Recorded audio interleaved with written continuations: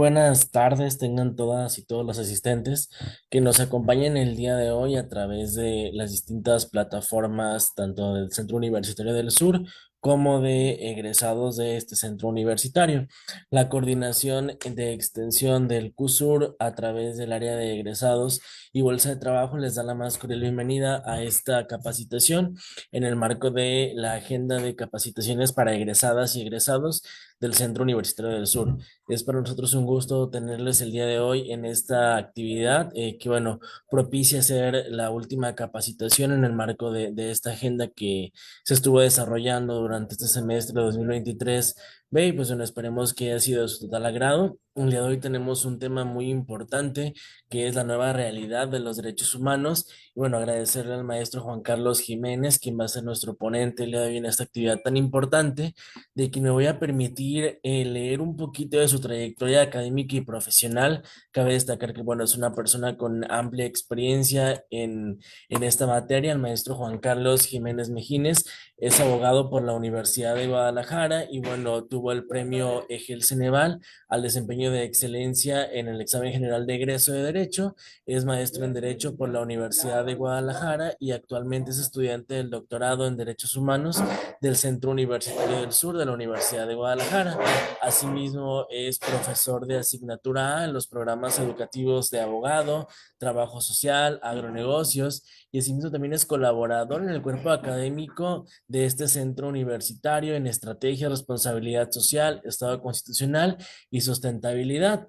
Dentro de algunas actividades que ha realizado, es secretario y miembro de la Academia de Derecho Público del Departamento de Ciencias Sociales de este centro universitario, miembro del Comité Consultivo de la Carrera, fundador del Colegio de Abogados del Sur de Jalisco y presidente de la Comisión de Ingreso a dicha asociación. Bueno, algo muy importante es que actualmente el maestro Juan Carlos funge como coordinador del programa educativo de la carrera de abogado de este centro universitario. Y pues bueno, aunado a ello, el maestro ha participado en diversos cursos, diplomados, talleres, así como congresos, entre los cuales podemos ver temáticas como mecanismos alternativos de solución de controversias ante el nuevo sistema judicial penal, y bueno, así como derecho civil y familiar, amparo, asesoría jurídica, entre otros más. Y también ha participado en varias publicaciones de índole científico y disciplinar, entre las cuales destacan su autoría en el libro Otras áreas del ejercicio profesional del derecho, así como ha sido coautor de diferentes obras y diferentes libros, tanto de la Universidad de Guadalajara como de otros espacios. Bueno, maestro, un gusto tenerlo el día de hoy en esta plataforma. Gracias por aceptar la invitación a participar en estas actividades académicas que sin duda alguna sabemos que para nuestras egresadas y egresados son de gran importancia. Adelante, maestro, la plataforma es totalmente suya y bienvenido a este espacio. Muchísimas gracias, Adrián, por esta cordial invitación. Yo celebro y agradezco la iniciativa que tiene la Coordinación de Extensión, el Centro Universitario del Sur, para dialogar y tratar este tipo de temas, tópicos que son de gran relevancia hoy en día y que pueden trascender en el cambio social que estamos requiriendo, ¿no? Y pues muchas gracias por la invitación y por leer esa reseña curricular. Muchas gracias por consideración. Y bueno, si me permiten, preparé un poquito de esta tema. Platicar con todas y todos ustedes, estimada comunidad. Y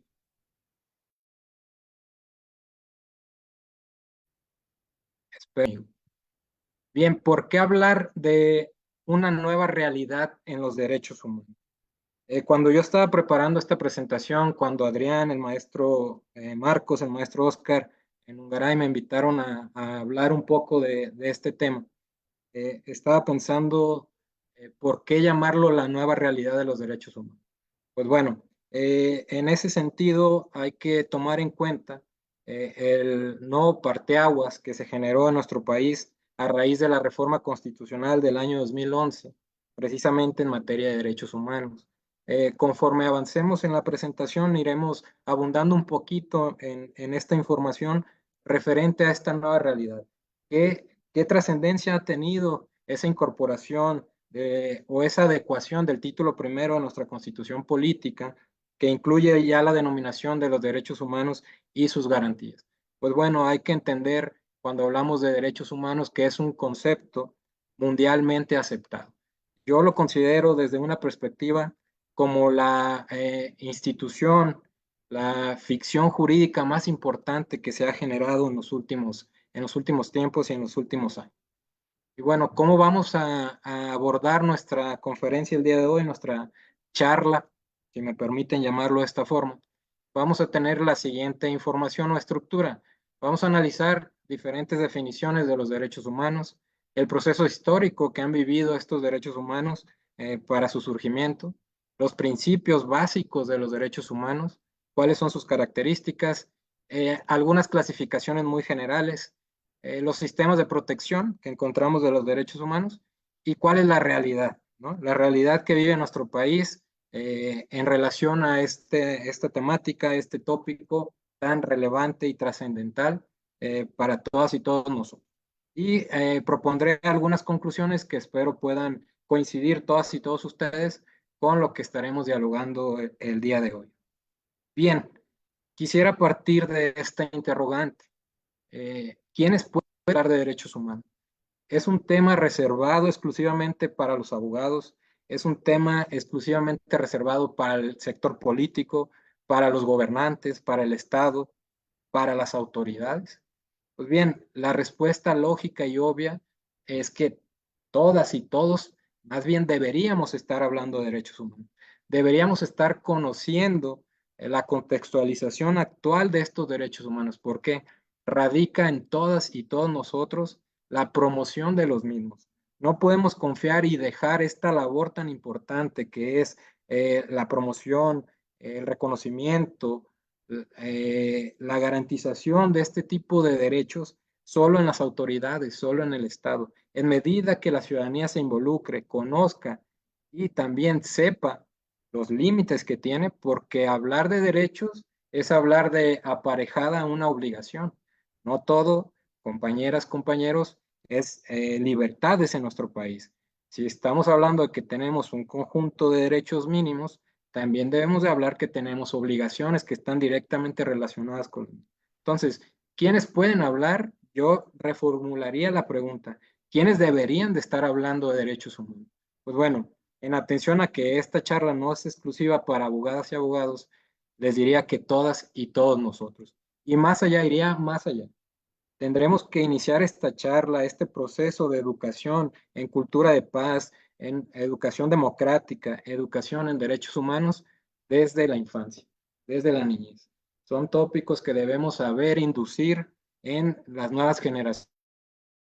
Entiendan, repito, como lo bien o como lo acabo de puntualizar, que no todo se trata de qué derechos tengo, sino hasta dónde mi derecho no tiene que afectar el derecho de un tercero. En medida que entendamos esa nueva realidad, esa nueva visión, esa perspectiva de análisis y de entendimiento de lo que son los derechos humanos, considero que podemos ser agentes de cambio y generar lo que demanda socialmente, culturalmente, políticamente en nuestro país. Un cambio de paradigma, un cambio de visión. Y bien, para poder hablar de ellos, ¿no? Como estamos puntualizando, primero debemos de entenderlos, primero debemos eh, concebir cómo han sido definidos y partiría de esa premisa. Bien, en ese tenor, ¿qué son los derechos humanos? Pues bien, encontramos un gran número y variedad de definiciones por diferentes instancias, instituciones, que pues se abocan precisamente al análisis de este conjunto de facultades, prerrogativas, libertades, eh, potestades que tienen los ciudadanos. Por ejemplo, la Comisión Nacional de Derechos Humanos define a los derechos humanos como el conjunto de prerrogativas sustentadas en la dignidad humana, cuya realización efectiva resulta indispensable para el desarrollo integral de la persona. Vean qué interesante, ya encontramos un primer término que tal vez puede sonar para algunos que no han analizado desde la perspectiva jurídica este concepto, un poco raro, ¿no? Prerrogativas. Pues bueno, prerrogativas es sinónimo de libertades, de potestades, de facultades. ¿No? Entendámoslas desde ese punto de vista sustentadas en la dignidad humana. Aquí también entraríamos en un gran dilema o gran debate. ¿Qué entendemos por dignidad humana? ¿No? Pues bueno, no entraré en la explicación filosófica que plantea Immanuel Kant. Simplemente diré que la dignidad humana es ese valor superior, supremo, que tenemos las personas por el simple hecho de ser. Y recalca cuya realización efectiva resulta indispensable para el desarrollo integral de la persona. Es decir, no solo busca que la persona tenga un crecimiento, si podemos llamar natural, fisiológico, sino que ese desarrollo que la persona logre a través de su crecimiento natural sea de manera íntegra. Este conjunto de prerrogativas se encuentran establecidos dentro del orden jurídico nacional, en nuestra Constitución, los tratados internacionales y las leyes. Y ahí partimos de una gran premisa. En todo Estado constitucional de derecho tenemos que tomar como base la Constitución política. Y yo aquí haría una gran interrogante, tanto para los que son abogados y para los que no son abogadas y abogados. ¿Cuántos de nosotros conocemos la Constitución? ¿Cuántos de nosotros por lo menos hemos leído sus primeros artículos? ¿Cuántos de nosotros sabemos cuántos artículos tiene la Constitución política? Si tienen oportunidad y si las redes lo permiten, dejen en los comentarios si saben la respuesta. Les pido por favor que no busquen en internet. Hagan una reflexión de lo que ustedes recuerdan. Pues bien, partamos de eso. La Constitución política de los Estados Unidos mexicanos, la base del sistema jurídico mexicano. En ese sentido, es lógico pensar que nuestros derechos humanos deberían estar incrustados en la Constitución política. Y efectivamente así es, ¿no? Pero el artículo primero constitucional no solo lo limita a la Constitución política, sino que también refiere que en los tratados internacionales de los que el Estado mexicano sea parte. Es decir, el catálogo está muy bien, lo tenemos en la Constitución. Bueno, ahorita lo vamos a ver si hay un catálogo realmente en la Constitución. Y adicional a ello, las autoridades en el ámbito de sus competencias deben de proteger, garantizar y reconocer los derechos de los tratados internacionales de los que el Estado mexicano se apega. Y ahí es donde encontramos el primer dilema de la nueva realidad de los derechos humanos. ¿Se cumplen realmente todas las premisas que contemplan los tratados internacionales? Vamos a dejar esa interrogante y esperemos responderla más adelante con la información que vamos a estar dando. Los derechos humanos son derechos inherentes a todos los seres humanos, sin distinción alguna de raza, sexo, nacionalidad, origen étnico, lengua, religión o cualquier otra condición. Y aquí nos encontramos con una definición que plantea la Organización de las Naciones Unidas, la ONU, ¿no? Que bueno, si usted, ahorita que analicemos el proceso histórico de estos derechos humanos, se darán cuenta que en esta nueva realidad de los derechos humanos, si lo quieren catalogar así, inicia a raíz de esto, el surgimiento de la Organización de las Naciones Unidas y posteriormente en su asamblea de la aprobación de la Declaración Universal de Derechos Humanos, ¿no? Pero bueno, en este concepto nos queda muy claro lo que es el principio de universalidad de esos derechos humanos. Pertenecen a todos, son inherentes a nosotros por el simple hecho de ser, sin distinción alguna de raza, sexo, nacionalidad, perdón, origen étnico, lengua, religión o cualquier otra condición. Bien, también encontramos otras definiciones que tienen que ver con una concepción más teórica de los derechos humanos. Bueno, creo que mi computadora no quiere avanzar, una disculpa. Déjenme ver si puedo rescatar la presentación. Pero bueno, en ese sentido, los derechos humanos, partamos de esta premisa, de esta idea, son ese conjunto de prerrogativas, facultades, potestades, libertades que tiene la persona humana, tendientes a garantizar su pleno desarrollo o desarrollo integral relacionados con su dignidad humana. Esa es la esencia de los derechos humanos. Es la base de lo que vamos a analizar en esta charla. Y bueno, eh, déjenme, si me esperan un segundito porque no responde esta presentación.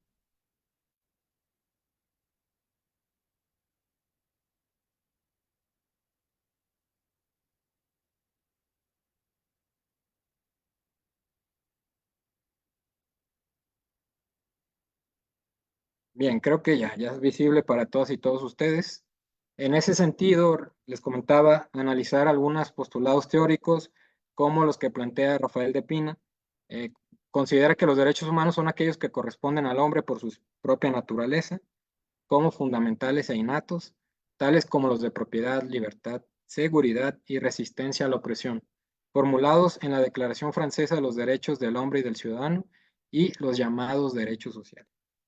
Bueno, como dato importante de entender también la nueva realidad de los derechos humanos y el contexto mexicano, hay que recordar que la Constitución de 1917 de nuestro país fue la primera en contemplar en su contenido derechos sociales, ¿no? Entonces, el maestro Rafael plantea esa situación. Eh, y el doctor Jorge Carpizo MacGregor sostiene que los derechos humanos son los derechos inherentes a la naturaleza humana, sin los cuales no se puede vivir como ser humano. Entonces, hay que partir de eso. Son derechos inherentes a la naturaleza humana. Entonces, si no se nos reconocen, si no nos garantizan, si no se nos respetan ese conjunto mínimo de derechos, el doctor Jorge Carpizo que no se puede vivir como ser humano. Esto en relación a la dignidad, ¿no? Que ya analizábamos un poquito al respecto hace unos segundos. Y que el Estado está obligado a respetar, proteger, defender y que son susceptibles de ser violados por una autoridad o por cualquier agente con o sin, más bien sin el consentimiento expreso o tácito de una autoridad. Aquí una situación muy importante. En teoría hablamos, cuando analizamos la constitución política, que ninguna autoridad, ninguna ley puede estar por encima de la constitución. Lo que llamamos la supremacía constitucional, lo que llamamos la inviolabilidad constitucional, la jerarquía normativa, como lo quieran ustedes analizar. Sin embargo, la propia constitución establece supuestos o medios para protegerse de posibles vulneraciones. Es decir, la Constitución dice, en teoría soy inviolable, en teoría soy suprema, soy la norma de mayor jerarquía, pero habrá acciones, habrá leyes que violenten mi contenido. Entonces aquí están los famosos medios de control constitucional o aquí están los famosos medios de justicia constitucional, dentro de los cuales encontramos el medio más importante consideración de su servidor para la protección de derechos humanos, que seguramente todas y todos ustedes han escuchado hablar, el juicio de amparo, ¿no? Entonces, hay que considerar esa situación de que efectivamente la norma es muy clara, estos son tus derechos y no deberían ser violentados, pero ¿qué pasa en la realidad? ¿Qué pasa en la práctica? Hay vulneraciones, hay violaciones a los derechos humanos causados por actos o omisiones de autoridad, causados por la aplicación de nuevas leyes. Entonces, la propia Constitución establece, en dado caso de que se den esos supuestos, aquí tienes un medio idóneo para tu protección, para la protección de tu esfera jurídica. Bueno, es parte de lo que consideramos dentro de la esfera de los derechos humanos y que pido tengan muy en cuenta a lo largo de este diálogo.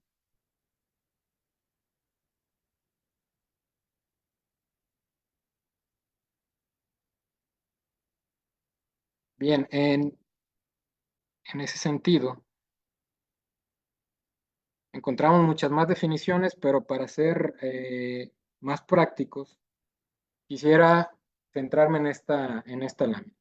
Pero, pero realmente, ¿qué son los derechos? ¿Qué son realmente los derechos humanos? Sí, son potestades, son prerrogativas, son libertades, son facultades que tenemos todas y todos nosotros, que están sustentados en nuestra dignidad como personas humanas. Sin embargo, Mauricio Fioravanti señala que los derechos fundamentales también son límites al poder y límites a los propios ciudadanos para el bien común. Entonces, qué interesante lo que plantea Fioravanti, ¿no? Son límites al poder, es decir, es lo mínimo que debe respetar el Estado para garantizar nuestra dignidad. Está limitando su actuación en pro de qué, del bien común. Lo mismo pasa con los derechos de los ciudadanos. Hay un principio general del derecho muy básico que seguramente, aunque no hayan estudiado una cuestión jurídica, lo han escuchado, que tiene que ver con que mi derecho termina cuando inicia el derecho de un tercero. Por eso hablamos también de límites. en un Estado constitucional de derecho, en teoría, los ciudadanos podemos hacer todo aquello que no esté prohibido por la ley. Entonces, esto representa un límite también. Los derechos humanos también son un límite al poder que genera un bienestar social, un bien común. Es decir, entendiéndolos desde esta perspectiva, los derechos humanos sirven para establecer un límite a la actuación de los poderes públicos, situando por encima de su control estatal el conjunto mínimo de derechos de que deben gozar las personas, tendientes claramente, como ya lo especificamos, a garantizar su dignidad humana, a garantizar ese valor supremo que tenemos como persona. En otras palabras, los derechos humanos son el conjunto de prerrogativas sustentadas en la dignidad humana, cuya realización efectiva resulta indispensable para el desarrollo integral de la persona. No hay que olvidar eso, hay que partir de eso. Primero, los derechos humanos son libertades que tenemos, prerrogativas, son facultades. Son inherentes a nosotros por el simple hecho de ser persona y están ligados a consagrar, sustentar, formalizar mi dignidad humana. ¿Vale? Bien, otro de los puntos que queríamos abordar en esta pequeña charla es el proceso histórico. No me voy a retomar al proceso de manifestación de la Edad Media española, no voy a ir más atrás todavía con el famoso Ciro el Grande, ¿no? Eh, Tampoco me voy a detener para hablar de los procesos de positivación que hubo en los modelos de reconocimiento de derechos humanos, en los modelos norteamericanos, ¿no? Que tienen que ver con el famoso habeas corpus, the Bill of Rights, the Petition of Rights, la Constitución de Virginia. Todos esos instrumentos de corte jurídico, esos instrumentos jurídicos que empezaron a hablar de este tema, que empezaron a analizar la necesidad de reconocer un mínimo de derechos a las personas. Quiero que nos centremos directamente al surgimiento, ¿no?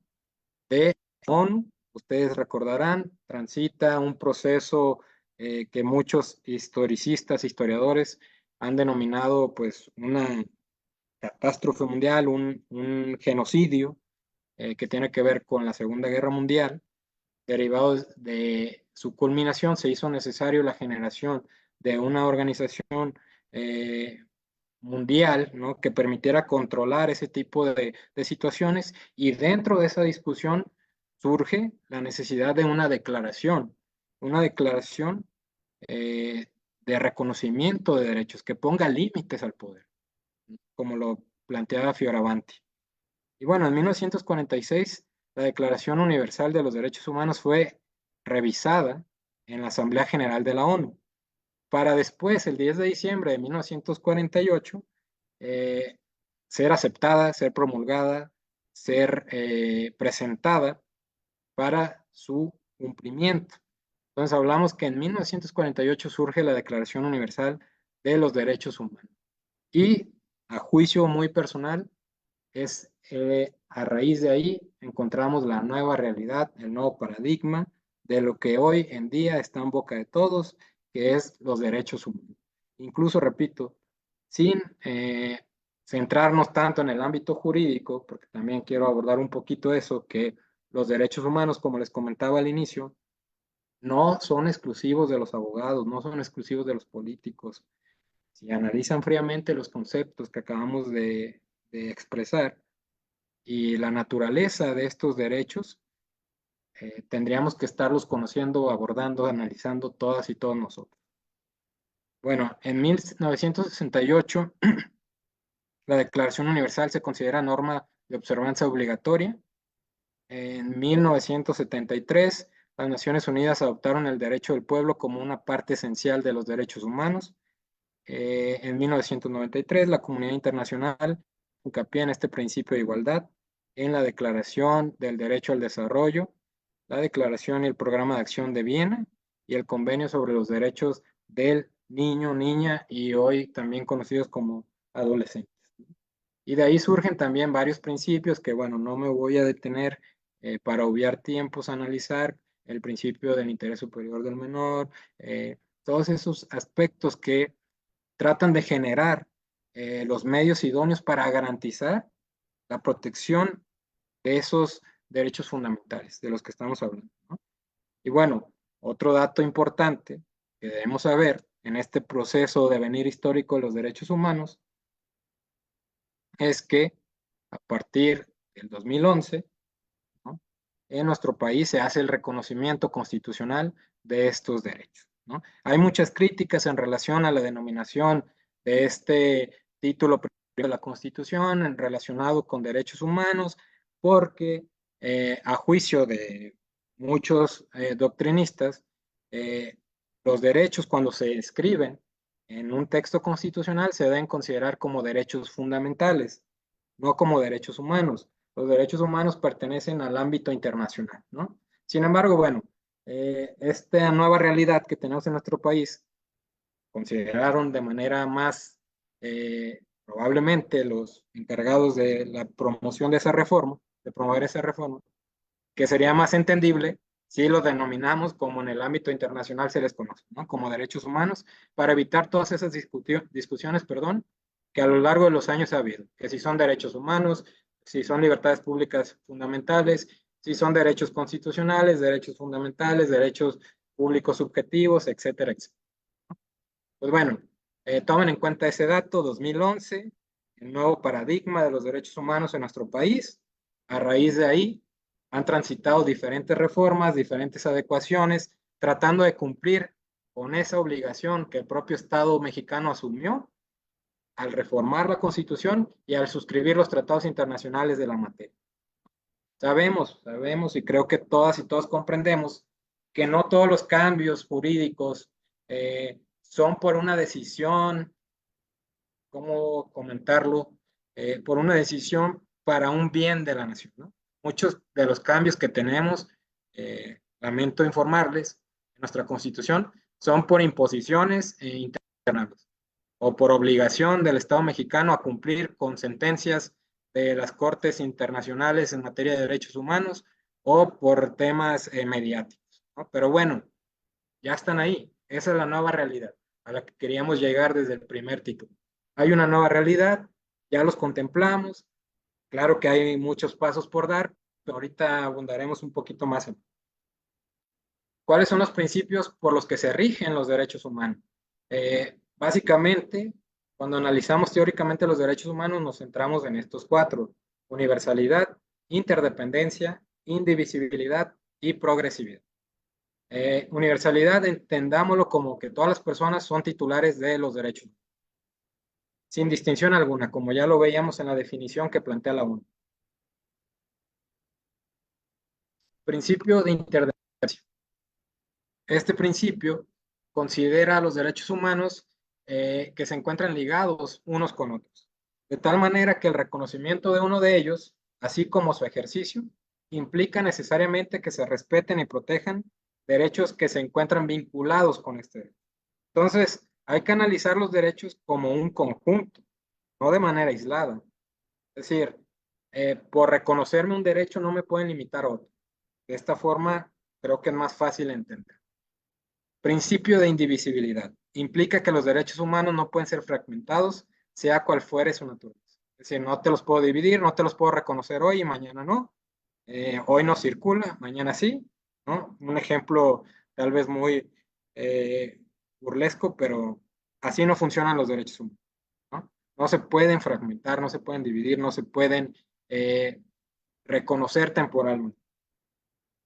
Y el principio de progresividad, que constituye una obligación del Estado para asegurar el progreso en el desarrollo constructivo de los derechos humanos. Es decir, ya te reconocí estos derechos, ahora ¿cómo hago para generar las condiciones para garantizar tu ejercicio, ¿no? Para garantizar que efectivamente los puedas cumplir o se te puedan reconocer? Y más allá, ya te reconocí este derecho o estos derechos, ya no te los puedo volver aquí, ¿no? De ahí hacia adelante, eso es progresividad en los derechos.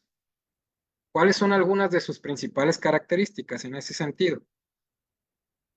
Pues bien, los derechos humanos son inalienables y son iguales, ¿no? Si quieren agregarles, son imprescriptibles, son generales, son públicos, pero bueno, nos centraremos en inalienables e iguales.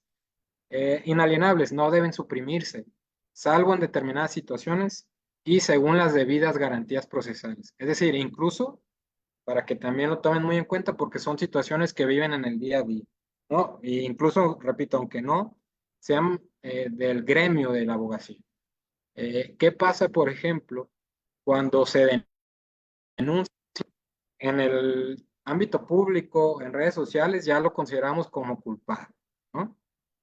Entonces, ¿qué pasa con los principios que plantea la Constitución o los derechos humanos que la propia Constitución contempla para los imputados, para las personas señaladas por la posible comisión de un delito? Principio de presunción de inocencia, principio de debido proceso, principio de audiencia y defensa. ¿Qué pasa cuando nosotros ya los estamos señalando como culpables sin que haya un proceso ni una sentencia que así los determine? Pues bueno, hay que tenerlo muy en cuenta. Los derechos humanos no se pueden suspender, salvo en los casos que la propia Constitución lo contemple, o bien cuando derivado de un atentado contra el orden social, es decir, de cometer un delito, se encuentre culpable a esa persona, ¿no? Así podemos limitar cierto tipo de derechos. Iguales y no discriminatorios. El principio se aplica a toda persona en relación con todos los derechos humanos y las libertades y prohíbe la discriminación sobre la base de una lista no exhaustiva de categorías tales como sexo, raza, color y así sucesivamente. Y aquí también voy a situar un tema que tal vez puede ser un poco delicado o polémico. Ustedes saben que el artículo primero constitucional señala el tema de la prohibición de la discriminación, ¿no? Tajantemente. Sin embargo, hay estudios científicos que reflejan un menor ingreso para las mujeres en mismos cargos. Hay estudios que reflejan un menor ingreso a personas con test diferente, ¿no? Entonces, estamos cumpliendo, el Estado mexicano, las instituciones, la sociedad está cumpliendo con estos principios. Esa es una interrogante que planteamos en la nueva realidad de los derechos. No basta, ojo con eso. Lo plantea Stephen Holmes y bueno, más adelante lo vamos a plantear. No basta con el reconocimiento de los derechos. Se deben generar las estructuras, los mecanismos, los medios para garantizarlos y esa obligación es del Estado, claro, en principio de cuentas. Pero si la sociedad no contribuye y no colabora, viendo lo que les toca, es decir, educándose, conociendo, respetando, pues este es un cuento de nunca acabar. Por más reformas, por más leyes que podamos impulsar, también está el factor cultura. Y bien, encontramos clasificaciones de los derechos humanos, varias clasificaciones. Una de ellas que también ya ha sido muy criticada y que se encuentra superada incluso es aquellas que las dividen en tres generaciones. La primera generación donde se agrupan los derechos civiles y políticos, la segunda generación de los denominados derechos económicos, sociales y culturales, y la tercera generación donde se agrupan los derechos que corresponden a grupos de personas o colectividades que comparten intereses comunes, o los derechos colectivos o derechos de los pueblos, también se les conoce en esta tercera generación. Pues bien, voy a avanzar un poquito para no consumir todo el tiempo en estas clasificaciones. Solo entiendan, partamos de eso, los derechos humanos son un conjunto indivisible, imprescriptible, inalienable, de derechos mínimos que el Estado debe proteger, promover, investigar sus vulneraciones y reparar esas vulneraciones. Bien, otra clasificación de los derechos humanos que plantea la doctrina es aquellos que los dividen en atendiendo a su forma y a su contenido. Por su forma, se habla de derechos positivos y de derechos negativos o libertades positivas, libertades negativas. Eh, un ejemplo, positivos, derecho de seguridad jurídica. Un ejemplo de negativos es el derecho de libertad, ¿no? Un ejemplo, la libertad de tránsito. ¿A qué se refiere esto? Al grado de intervención que debe tener la autoridad. Positivos, es necesario que la autoridad haga una acción, movimiento, realice alguna, despliegue alguna movimiento para poder asegurarme o garantizarme este derecho. Negativos, tiene que ver con el tema de no entorpecer ese ejercicio de derecho. de no intervención. Bien, otra clasificación es por su contenido. Hablamos de derechos de igualdad, libertad, propiedad, seguridad jurídica, políticos y sociales. Y bueno, aquí venía una descripción de cada uno de ellos, que voy a omitir por tiempo. También hay otra clasificación que se refiere a la parte práctica de los derechos humanos, que se clasifican muy similar en de igualdad, de libertad, seguridad jurídica, políticos, sociales y económicos. Bien, quisiera detenerme un poquito en los sistemas de protección de los derechos humanos para entender un poquito la nueva realidad de estos derechos. ¿Por qué hay tantas modificaciones? ¿Por qué se habla tanto de los derechos humanos?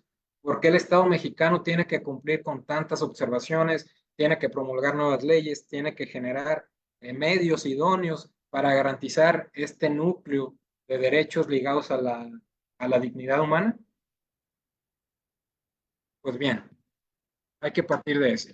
Actualmente existen diversos tratados en materia de derechos humanos, los cuales en fines pedagógicos son denominados también pactos o convenios. Dichos instrumentos han derivado de los dos sistemas de derechos humanos vigentes en las Américas o en el continente americano, el sistema universal y el sistema interamericano, ¿no?, de derechos humanos. Sistema universal, seguramente con el logo ya lo reconocieron, está ligado al tema de la Declaración Universal de los Derechos Humanos relacionado con la ONU. Entiéndase el sistema universal como el conjunto de órganos, documentos normativos, que pueden ser vinculantes o no, y mecanismos mediante los cuales la Organización de las Naciones Unidas busca proteger y promover los derechos humanos de las personas en todo el mundo, ¿no? Sistema universal. Nuestro país, al ser parte de la ONU, debe acatar también con las recomendaciones que esta organización emite, ¿no? Eso es parte de entender la protección que tenemos de los derechos humanos. Y el sistema interamericano, seguramente han escuchado hablar de la famosa OEA, la Organización de Estados Americanos, y de la Declaración de Derechos Humanos relacionada con la OEA. Es un sistema de protección de derechos humanos de carácter regional, similar a los constituidos en Europa, África y países árabes, que ha sido creado en el marco de la Organización de Estados Americanos. Incluso en la Declaración Americana de Derechos Humanos se promulgó el mismo año que la Declaración Universal. Tan ligados están que fue promulgada el mismo.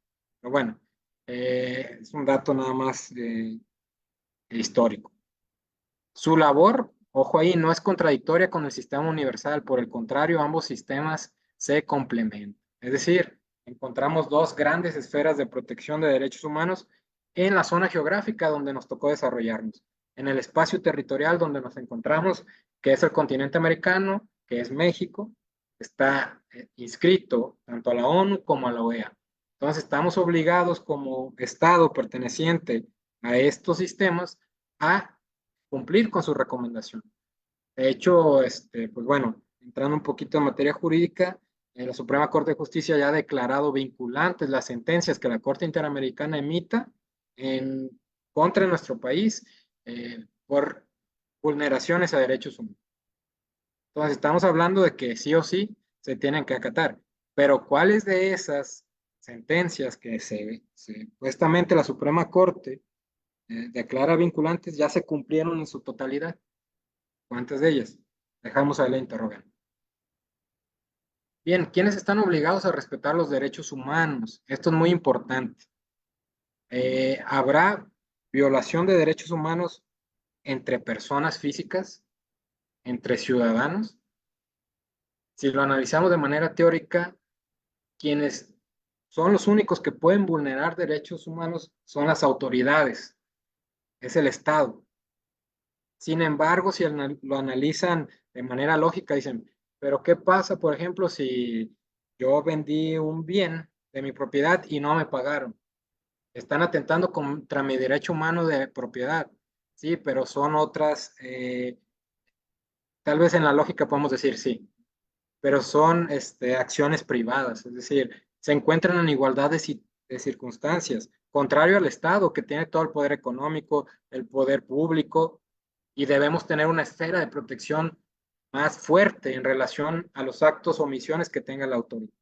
Entonces, si lo analizamos teóricamente, podemos decir que los únicos que violentan derechos humanos serían las autoridades, ¿no? A través de todos sus actos públicos, actos administrativos que desarrollan actos legislativos. Sin embargo, en su lógica pueden decir, bueno, pero también en el día a día, en mi convivencia con mis iguales, con personas físicas, con personas, pues también encontramos fallos, encontramos eh, disrupciones a la esfera jurídica de derechos humanos. Pues bien, todas las personas físicas o morales, las instituciones, organismos, así como los estados que están obligados a respetar, promover, proteger y garantizar los derechos humanos. Hay crecientes teorías, eh, análisis de estudios en relación a los derechos humanos y las personas morales o jurídicas, o derechos humanos y empresas. Pero bueno, eso puede ser charla de una próxima sesión.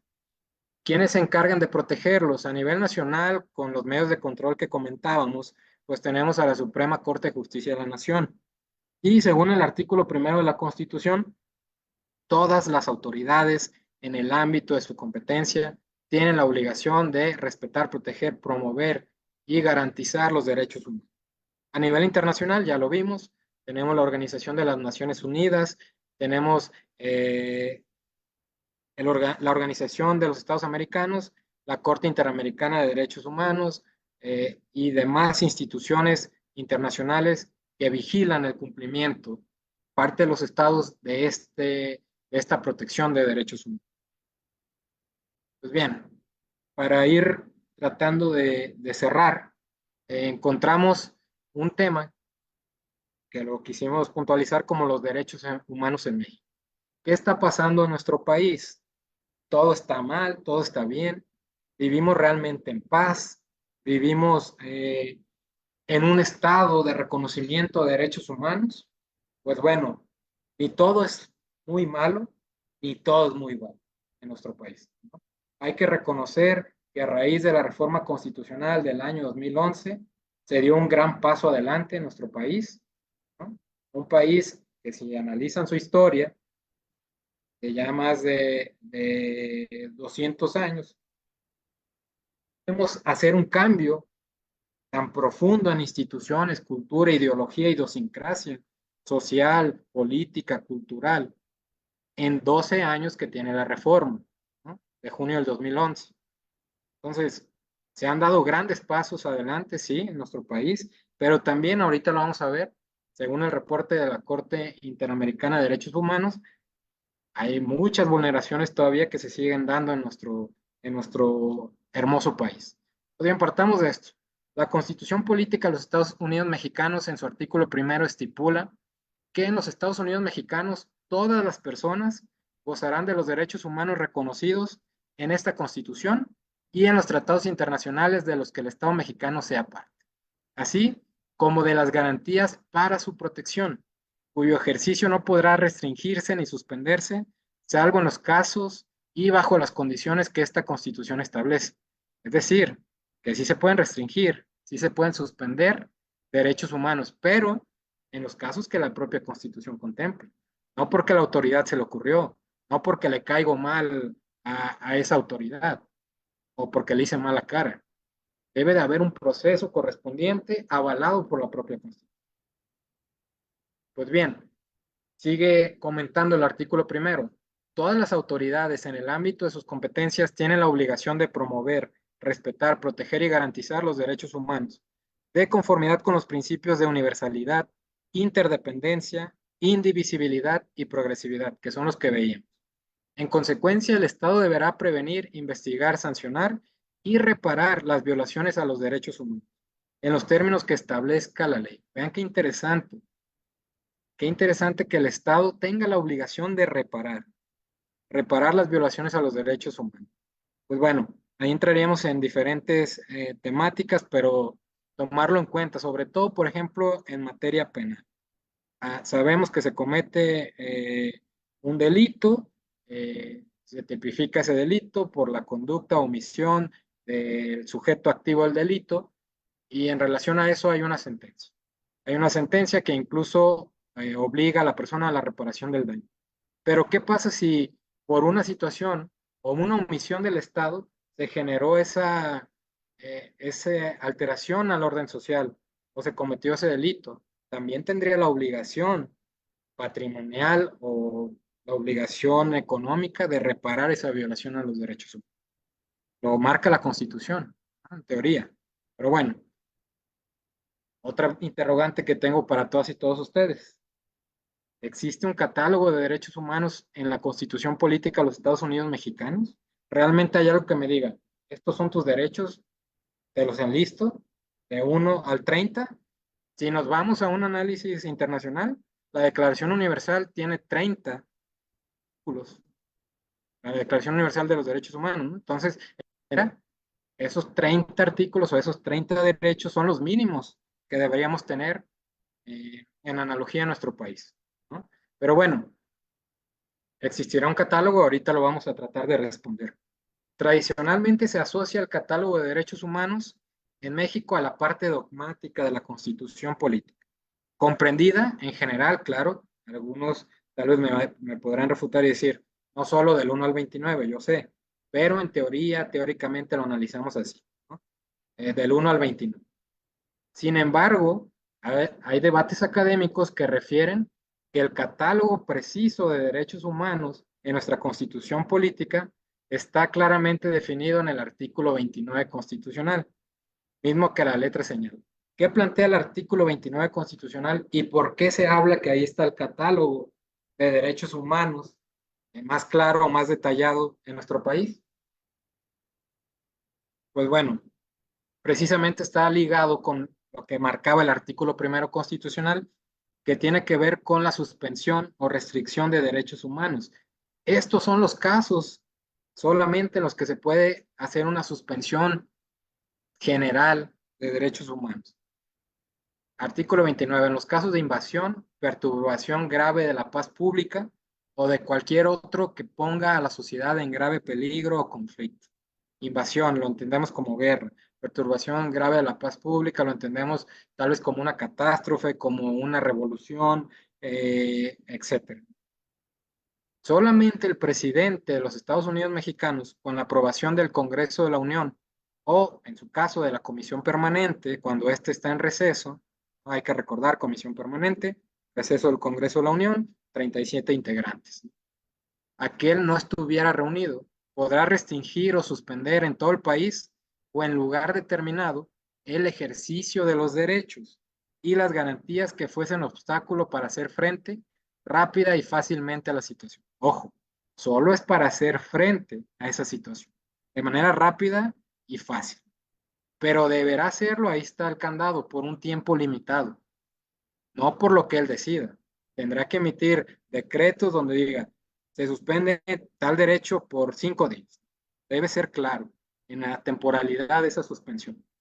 Por medio de prevenciones generales y sin que la restricción o suspensión se contraiga a determinada persona. Es decir, si va a haber una suspensión, no la puedo limitar solo a X personas. Tendrá que ser general y solo en estos casos. Ahora, que hablamos que aquí está el catálogo de derechos humanos, porque el artículo 29 versa lo siguiente. En estos decretos que se expidan, no podrán restringirse ni suspenderse el ejercicio a los siguientes derechos. Ojo, estos incluso, en caso de invasión ni de perturbación de la paz pública, ni en un caso extremo, por ningún motivo se pueden suspender. Por eso se habla que este es el catálogo de derechos fundamentales del país.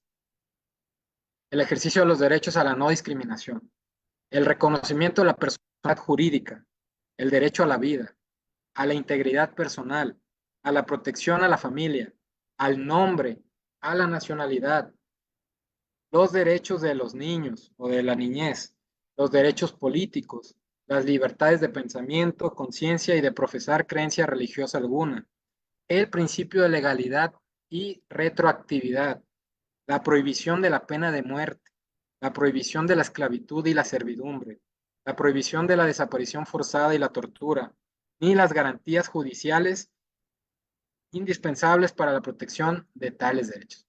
Ahí está la razón del por qué se establece, o en los debates académicos, que este es el artículo que establece el catálogo de derechos fundamentales en nuestro país. Repito, ni en casos de invasión ni en casos de perturbación grave a la paz pública se pueden limitar ni suspender estos derechos. Entonces, ahí está la respuesta. Podemos hablar de un catálogo de derechos fundamentales en la Constitución política. Si es así, sería este. ¿Sale? Ahora sí, entramos tratando de ir cerrando ya con esta presentación porque creo que me estoy pasando de tiempo a la situación de los derechos humanos en México. ¿Cuál es la situación? No la que yo les platico, no la que tal vez es una lógica deducción que podemos analizar del día a día en nuestro país. Claramente, si revisamos, hay un incremento de violencia, claramente la hay. Si revisamos, hay un incremento en desapariciones forzadas, hay estadística que lo establece de esa forma, hay un incremento de la pobreza y desigualdad social que genera violencia, bien hay datos estadísticos que lo plantean. Eh, Hay un tema de vulneración a sectores marginados de la población, como aquellos de la comunidad LGBTQ+. Claro que hay temas de discriminación, de separación, etcétera, ¿no? Entonces, pero esto no es algo que yo les cuento o algo que vivamos o que queramos interpretar de esa forma. Es algo que en el informe de la Corte Interamericana de Derechos Humanos de la situación de los derechos humanos en México ha establecido y señala, advierten una grave crisis de derechos humanos en el país, caracterizada por situaciones de extrema inseguridad y violencia, graves violaciones a derechos humanos, en especial desapariciones forzadas, ejecuciones extrajudiciales y tortura. ¿Sale? Y bueno, otras más que hemos analizado y que todos y todos conocemos. Crimen organizado, uso de la fuerza por instancias no judiciales, por sociedad civil, por sociedad, como en este caso puede ser el crimen organizado, que han generado un sinfín de vulneraciones a derechos en nuestro país. De conformidad con el informe de la Corte Interamericana, los principales factores que dan lugar a la violencia en México son los siguientes. Vean qué interesante. Actores estatales. Diversas autoridades, como las policías federal, estatal y municipal, miembros de las fuerzas militares e incluso de ministerios públicos, han sido vinculados con presuntas violaciones a los derechos humanos que permanecen en la impunidad. Se denuncian prácticas como desapariciones forzadas, ejecuciones extrajudiciales y tortura por funcionarios federales, estatales y fuerzas armadas, entre otros. Vean qué interesante el tema de la impunidad. Estábamos analizando el censo de impartición de justicia desarrollado por la INEGI en el año 2022 y versa que en México aproximadamente se iniciaron más de 2 millones de nuevos asuntos, de nuevos juicios, ¿no? Y de esos 2 millones, solo el 56% aproximadamente tuvieron una resolución, tuvieron una sentencia. Es decir, que de esos 200 millones, el 44% no se ha resuelto, no se ha emitido una resolución. ¿No? Ven qué interesante.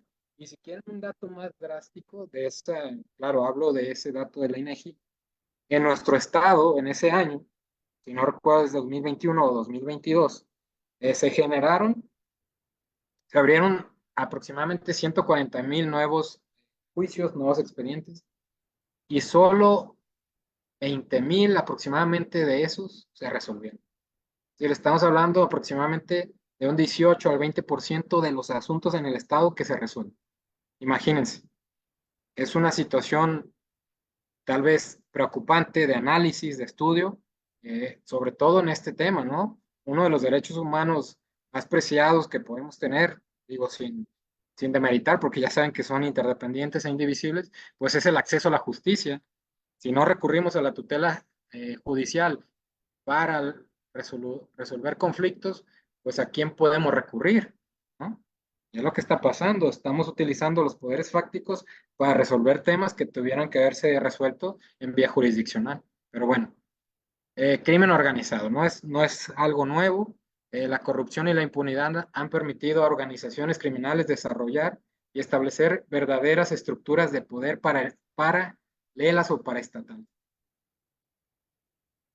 Y sí, tristemente, ¿no? No quiero abundar mucho en el tema porque es algo que todas y todos podemos percibir, ¿no?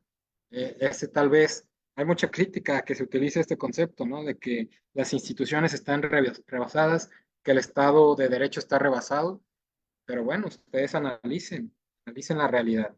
Eh, Seguramente habrá críticas a ese concepto, a esa conclusión, pero si lo analizan fríamente, lógicamente, de la realidad, pues nos damos cuenta que no está muy lejano eso. En muchos casos actúan en colusión, perdón, directa o con aquiescencia de las autoridades. La corrupción permite al crimen organizado actuar con altos niveles de impunidad, lamentablemente. Y repito, no es algo que salga directamente de un estudio de aquí. La Corte Interamericana hace el análisis de lo que está pasando en México. Bien, el surgimiento de grupos de civiles que toman las armas, llamados autodefensas, la proliferación de fuerzas privadas de seguridad y la privatización de las cárceles son otros elementos que contribuyen a la violencia en México. Vean qué interesante. Uso de la fuerza por actores no estatales. Los autodefensas, eh, seguridad privada, todas esas instancias que, bueno, debería cumplir ese rol de seguridad jurídica el Estado, no estas instancias. Pero bueno, ahí está otro detonante de la violencia en nuestro país. La pobreza, perdón, y exclusión social. En México, las zonas del país con los índices de violencia más elevados son también algunas de las zonas con los más altos índices de pobreza, desigualdad y marginación. Efectivamente, hay una teoría que plantea eh, la Universidad de Stanford que tiene que ver con el poder de las circunstancias. Y bueno, habla ahí trata de describir qué tanto influye el lugar donde naces, donde creces, donde te desarrollas, para ver cómo vas a actuar. Y bueno, fue un estudio también muy criticado por lo fuerte que fue su realización y las consecuencias que hubo, pero habla de ese contexto, ¿no? Y plantearíamos la pregunta de, ¿un delincuente nace o se hace? Pero bueno, claro que influye el contexto. La pobreza, desigualdad y marginación generan violencia. Vean, este es un dato. En nuestro país, más de 11.400.000 personas se encuentran en situación de extrema pobreza y más de 55.300.000 personas se encuentran en situación de pobreza. Y vamos al estándar que planteó el mismo INEGI, ¿no?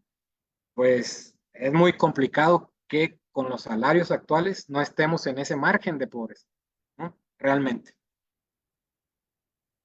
Tráfico de drogas, personas y armas. Grupos de crimen organizado manejan tráfico ilícito de drogas, armas inmigrantes, redes de secuestro, extorsión y reclutamiento. Impunidad, entraríamos a ese tema que ya analizamos. Bueno, quiero acelerar un poquito para no tomarme mucho tiempo. Recomendaciones que emitió la Corte Interamericana a México en relación a este informe que presenta, ¿no? En tema de corrupción, le pide a México que debe adoptar medidas para combatir la corrupción en todos los niveles. En tema de tortura, México debe adoptar una ley general sobre tortura que excluya pruebas y confesiones. Aquí ya hay un avance. También les quise poner lo que ya México ha tratado de cumplir, porque repito, ni todo es muy malo, ni todo se ha cumplido satisfactoriamente. Se dio un gran paso adelante a raíz del 2011, pero hay muchas cosas por hacer. Entonces ya tenemos una ley de general sobre tortura desde el 2017. El tema de personas desaparecidas, México debe mejorar el Registro Nacional de Personas Desaparecidas con un registro único. Desde el 2019 ya se mejoró. Investigación de desaparecidos tiene que ver con esa reestructuración del registro de desaparecidos del 2019. Las procuradurías, México debe fortalecer las procuradurías en el país con el fin de garantizar las debidas investigaciones y establecer un plan coherente de cooperación de autoridades que permita la debida investigación de graves violaciones de derechos humanos. Pero bueno, ¿en qué medida? Están las procuradurías, están las comisiones, pero ¿qué potestades tienen? es donde entramos a otro tema de la nueva realidad de los derechos humanos.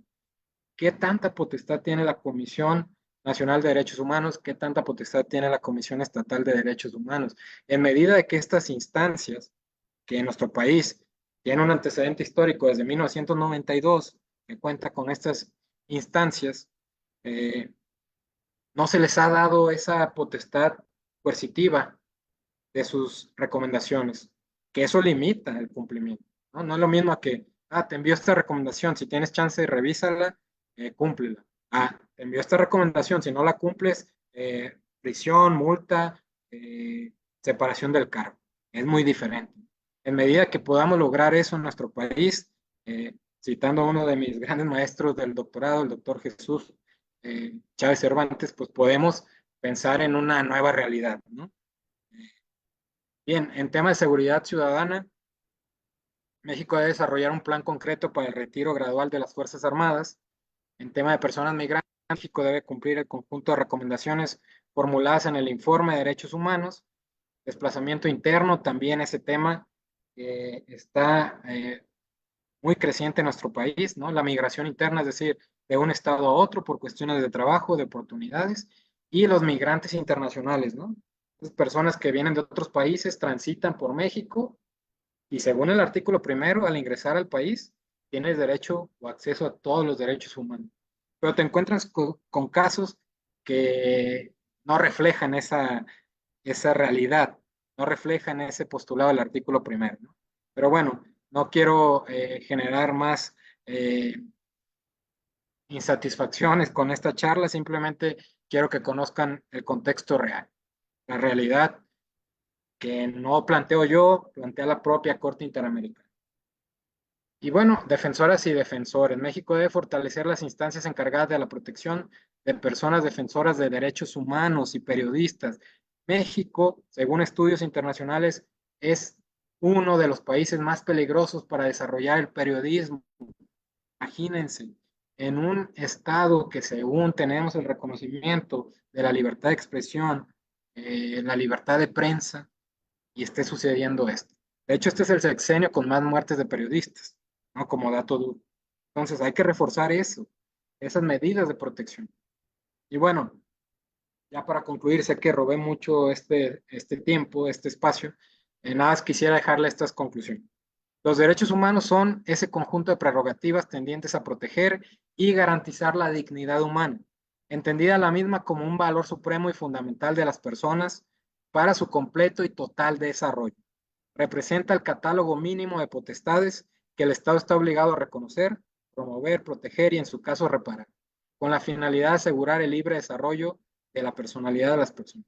Este concepto, pues bueno, yo se los comparto porque es uno que yo desarrollé durante mis clases del doctorado y bueno, con toda humildad se los comparto porque así yo lo entiendo de mejor forma.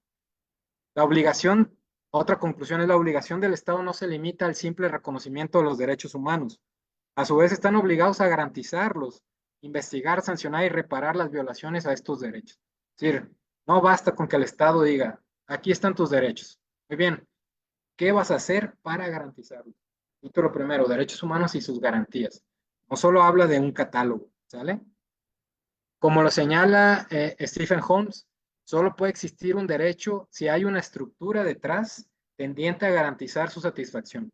Repito, ligado a la conclusión pasada, no basta con que nuestro país, que es uno de los que más suscribe tratados en todo el mundo, se agarre firmando tratado tras tratado para tratar de quedar bien en el ámbito internacional, si después no tiene los medios para cumplirlos y vienen las recomendaciones. Entonces, hay que generar una estructura detrás tendiente a garantizar su satisfacción. En ese sentido, en orden de ideas, recalco esa situación que plantea Stephen Holmes. No basta con tener un listado de derechos. Y va más allá. Siempre analizamos o estamos, cuando vemos el tema de reformas a la Constitución, pensando qué adiciones tendrá la Constitución en materia de derechos humanos, qué otros derechos nos van a reconocer, de qué forma los van a plasmar en la Constitución, pero no pensamos en la parte orgánica de la Constitución, en los medios, en las instituciones que deben asegurar ese cumplimiento, ¿no? Y como planteamos hace unos segundos, Las comisiones deben tomar un rol más protagónico en este tema. Existe una crisis de derechos humanos en nuestro país, provocado principalmente por el incremento en la violencia, la corrupción, impunidad, pobreza y exclusión social, entre otros factores. Pero bien, en ese sentido también, no todo es malo, como les comentaba, si bien existe una crisis de derechos humanos, también se reconoce un avance en México, sobre todo en su legislación, a efecto de proteger y garantizar derechos humanos. Solo analicen eso. La ley sobre tortura del 2017, la ley general de víctimas del 2013, la reforma en materia laboral aprobada, si no me equivoco, el año pasado. Todos esos pasos que ha estado dando el Estado mexicano en pro de asegurar, garantizar, promover y reparar esas violaciones a derechos humanos. No todo es malo, jóvenes, compañeras, compañeros, integrantes de esta comunidad universitaria. Estamos iniciando y creo que se está cimentando el camino para hacer un gran cambio, pero depende también de la intervención de la sociedad. En medida que nosotros nos eduquemos también en este nuevo paradigma de los derechos humanos, el cambio será más rápido. Otra conclusión, los derechos humanos también son límites al poder. Como ya lo planteaba Mauricio Fioravanti, también representan un límite. Y bueno, cierro con esto. Para un cambio de la situación actual en materia de derechos humanos en nuestro país, se necesita involucrar a la sociedad y generar un nuevo paradigma basado en la cultura de paz, entendiendo la cultura de paz como esa capacitación, esa capacidad de solucionar conflictos a través del diálogo, a través de la mediación, a través de la generación de acuerdos. Y bueno, agradezco mucho la invitación y espero haya sido de su agrado esta charla.